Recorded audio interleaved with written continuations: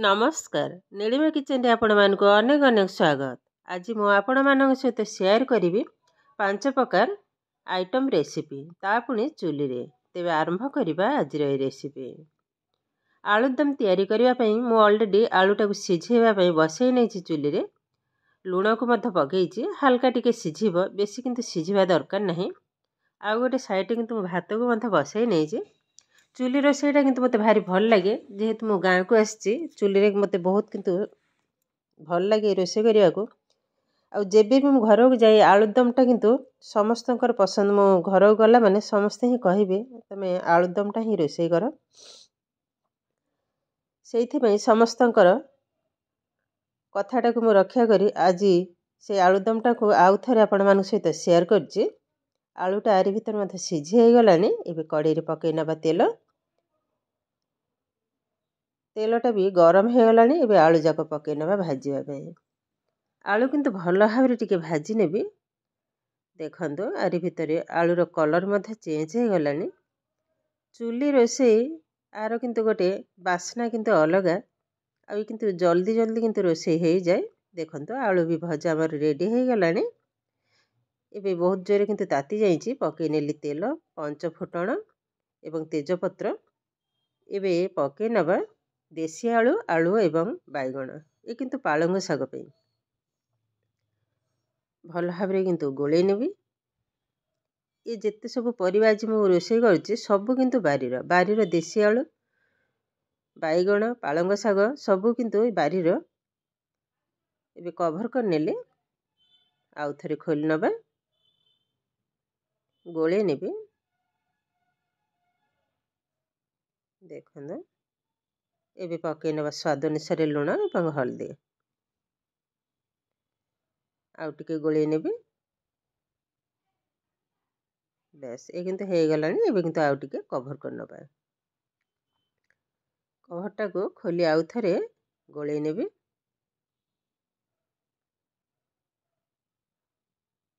एबे पकई नबा लंका पाउडर अल्प टिके पकेबे। जीरा पाउडर धनिया पाउडर करी पाउडर। बस एबे मिसई नबा। ए किंतु रेडी हो गलानी। एबे काटी की रखिथिबा पालंग साग को मते पकई नबा। ए पालंग साग भी किंतु बारीर। एबे भल भाबरे आउ टिके गोले नेबी। एकदम नरम साग कणलिया कणलिया साग सब कवर कर नबा। एठी हम चुली देखंतु गोटे साइड किंतु जळी जे आरो साइड को तार बांफटा ही जाउजे। आ किंतु बहुत माने सहज ए चुली रे रोसई करिबा। भात हो तारी भीतर किंतु दीटा आइटम किंतु रेडी हो जिवो। गोटे काठ किंतु जळी जे केते जोरे किंतु चुलीटा जळी जे देखंतु। एबे किंतु आउ टिके खोली करी गोळे नउची। एबे आउ थरे कवर कर नबा।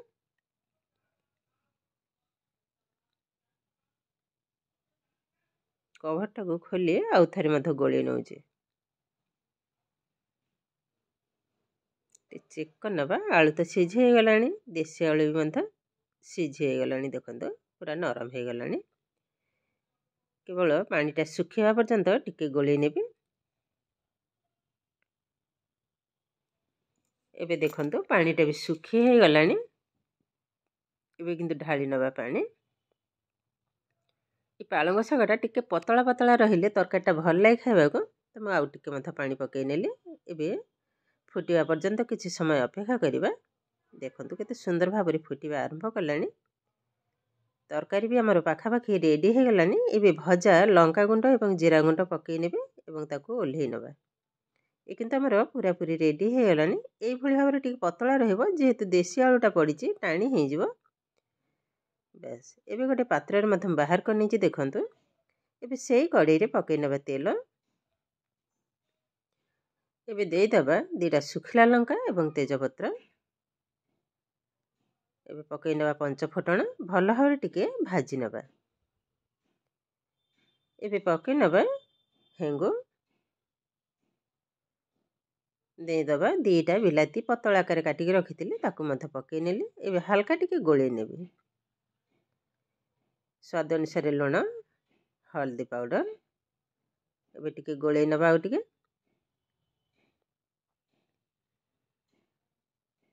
ଏବେ ଦେଇଦେବା ଲଙ୍କା ପାଉଡ଼ର,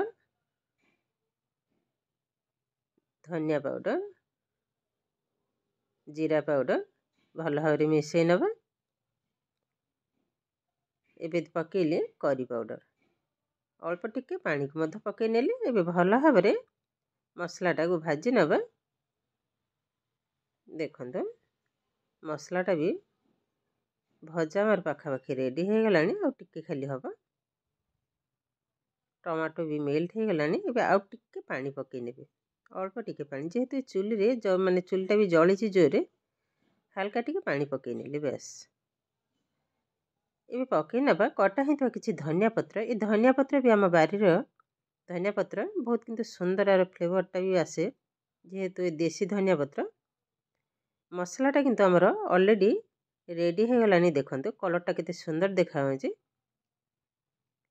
ଏବେ ଆଳୁକୁ ଢାଳି ନେବା। ଏବେ ଭଲ ଭାବରେ ମିଶାଇ ନେବେ। 1 ମିନିଟ୍ ପାଇଁ ଭଲ ଭାବରେ ଆଉ ଟିକେ କଷି ନେବା।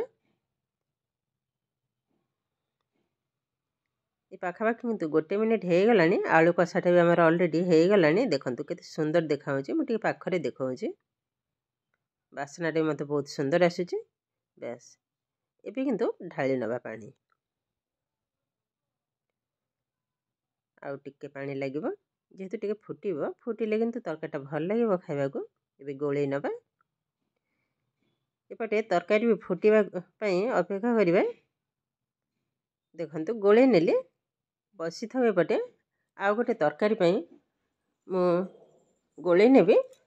ଦେଖନ୍ତୁ କିଛି ଶାଗ ନେଇଛି, କୋଶଳା ଶାଗ, ପାଳଙ୍ଗ ଶାଗ, ଗାଜର, କଞ୍ଚା ଲଙ୍କା, ଆଉ କିଛି ଆଳୁ ଅଲରେଡ଼ି ମୁଁ ଲୁଣ ଗୋଳେଇକି ରଖି ନେଇଥିଲି। ଦେଖନ୍ତୁ ଏବେ ଗାଜରରେ ପକାଇ ନେବି ଲୁଣ।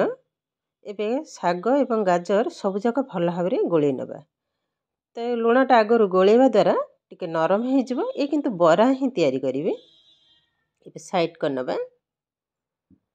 ଆଳୁଦମ୍ ବି ଦେଖନ୍ତୁ ଆମର ପାଖାପାଖି ରେଡ଼ି ହୋଇଗଲାଣି। ସେପଟେ ଭାତ ବି ଆମର ରେଡ଼ି ହୋଇଗଲାଣି। ଦେଖନ୍ତୁ ଏବେ ତରକାରୀ ଆଉ ଟିକେ ଗୋଳେଇ ନେବି। କେତେ ସୁନ୍ଦର ଦେଖାଯାଉଛି ଦେଖନ୍ତୁ। ଏ କିନ୍ତୁ ଆମର ରେଡ଼ି ହୋଇଗଲାଣି। ଏବେ ପକାଇ ନେବା ଗରମ ମସଲା ଏବଂ ଧନିଆ ପତ୍ର। ଆଳୁଟା ବି ସିଝି ହୋଇଗଲାଣି। ଅଳ୍ପ ଗରମ ମସଲା ପକାଇ ନେବି। ଏବେ କିଛି ଧନିଆ ପତ୍ରକୁ ମଧ୍ୟ ପକାଇ ନେବା। ବେଶ୍, ଏ କିନ୍ତୁ ଆମର ରେଡ଼ି ହୋଇଗଲାଣି। ଏବେ ଗୋଳେଇ ନେବି, ଗୋଟେ ପାତ୍ରକୁ ମଧ୍ୟ ଢାଳି ନେବା। ଦେଖନ୍ତୁ କେତେ ସୁନ୍ଦର ତାର କଲର୍ଟା ବି ମଧ୍ୟ ଦେଖାଯାଉଛି।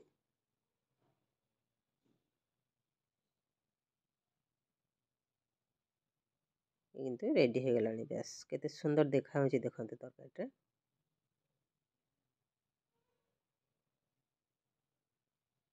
ବହୁତ କିନ୍ତୁ ସୁନ୍ଦର ଦେଖାଯାଉଛି, ବାସ୍ନାଟି ମଧ୍ୟ ବହୁତ ସୁନ୍ଦର ଆସୁଛି।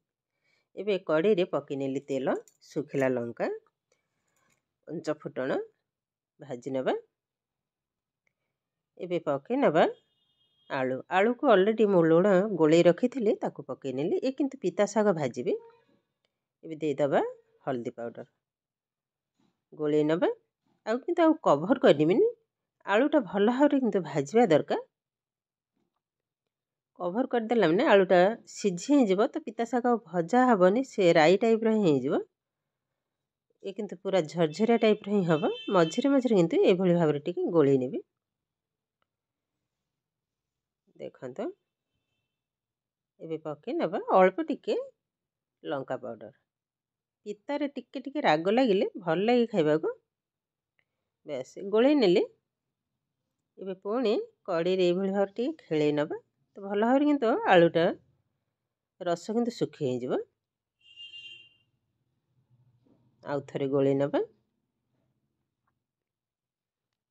ଏବେ କିନ୍ତୁ ଆଳୁ ଭଜାଟା କିନ୍ତୁ ଆମର ରେଡ଼ି ହୋଇଗଲାଣି। ଦେଖନ୍ତୁ ଏବେ ପକାଇ ନେବା ପିତା ଶାଗ। ପିତା ଶାଗ ଏକଦମ କଅଁଳିଆ କଅଁଳିଆ ଶାଗ। ଏବେ କେବଳ ମାତ୍ର ଏବେ କିନ୍ତୁ ଫୁଟିଛି।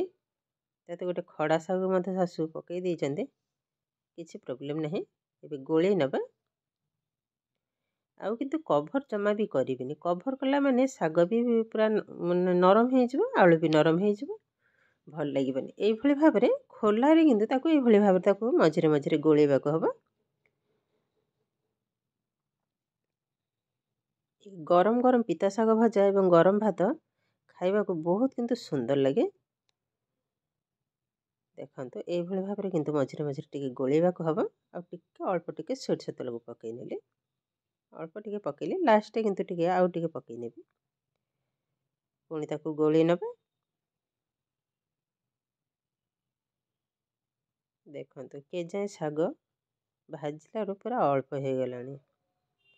ଏପଟେ ରସଟା ବି ମରିଥାଉ, ସେପଟେ ଦେଖନ୍ତୁ ଏ ଯେଉଁ ବରା ପାଇଁ ମୁଁ ସବୁ ଗୋଳେଇଥିଲି ଏକଦମ ନରମ ହେଇଗଲାଣି।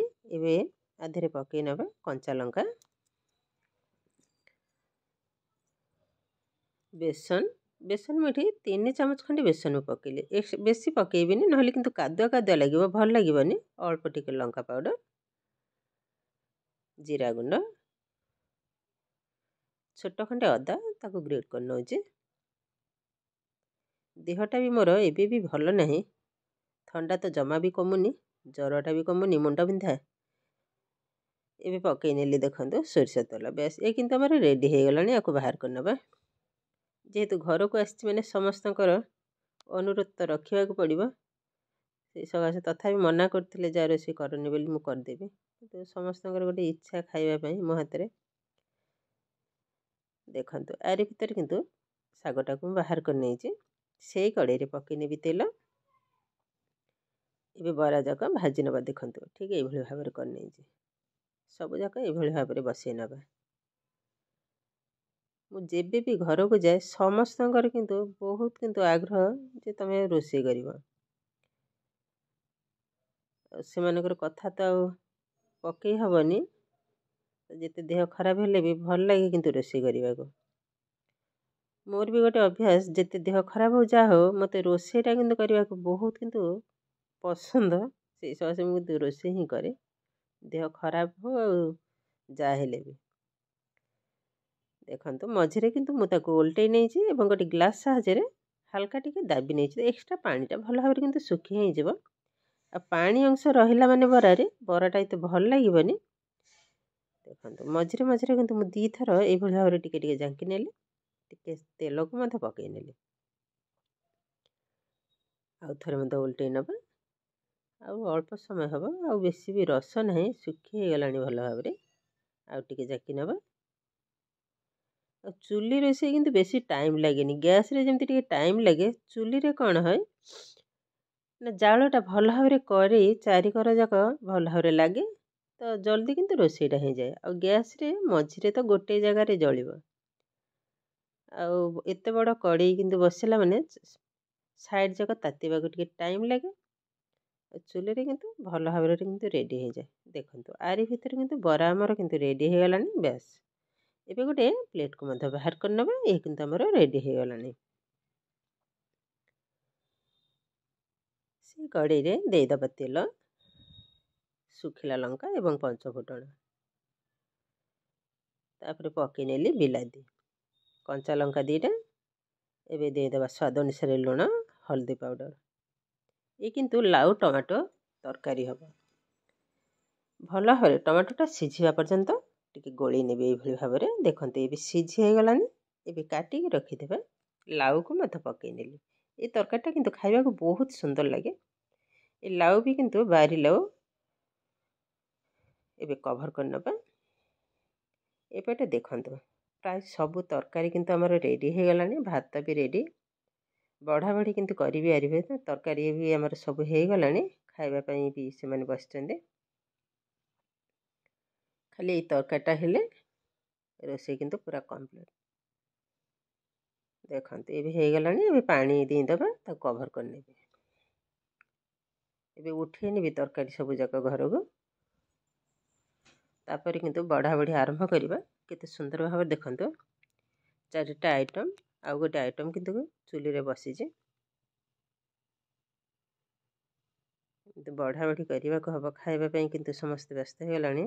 ପାଖାପାଖି 12:30 ପରେ ହେଲାଣି।